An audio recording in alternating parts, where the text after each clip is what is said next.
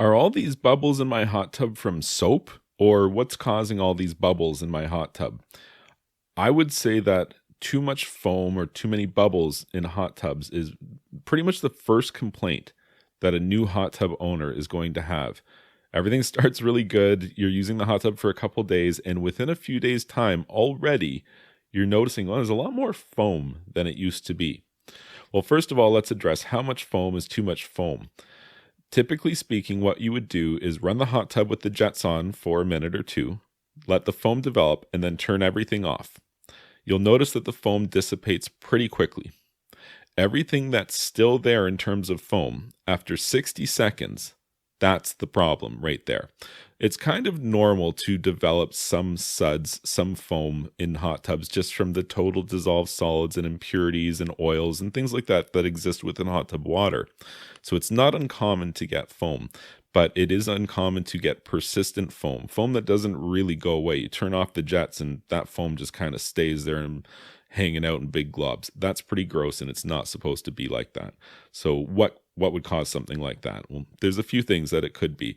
Number one that I'm looking at, there's just oil, like oil and sweat and makeups and hairspray and everything like that just adds up in a hot tub. And the volume of the hot tub versus how many people typically go in it, you don't realize that it's so much more concentrated than something like a swimming pool. And so even just a handful of bathers in a hot tub is going to introduce a lot of organic contaminants such as oil and sweat and makeup and suntan lotion and things like this. And all of those impurities are going to make bubbles, and could be that it makes a lot of bubbles. If your water's old, it'll make more bubbles. If your filters haven't been cleaned in a while, it's going to make more bubbles. If you run low levels of calcium in your water, then it's going to make more bubbles, because that's a common situation. You've probably noticed that hard water and soft water don't lather the same. Well, the same principle applies to hot tubs. So if you have a higher level of calcium, you're less inclined to have foam and suds. But if you have low levels of calcium, or if you filled your hot tub with softened water with no calcium at all, the tiniest amount of soap is going to make a huge amount of suds and persistent bubbles. But that's not the average hot tub. The average hot tub is dealing with oils or a dirty filter, because people don't really clean hot tub filters properly. A lot of the times people will take a paper filter out, spray it with a garden hose, and then put it back in. And the problem is you're not really cleaning anything other than the superficial debris like skin and hair and whatever might be in there. And you want to use a degreaser to break down the grease and oils that are saturating the paper, because these are what add to or contribute to foam in a hot tub.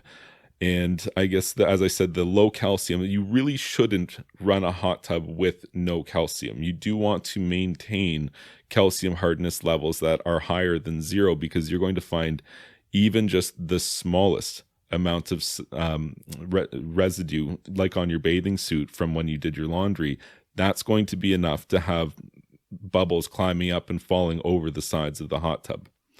And the last thing I'll mention about suds or foam in a hot tub is that you could have a lot of foam in your hot tub because you have a lot of biofilm within the plumbing lines. It's pretty common to hear hot tub owners that do not pipe flush their plumbing lines before they drain and refill.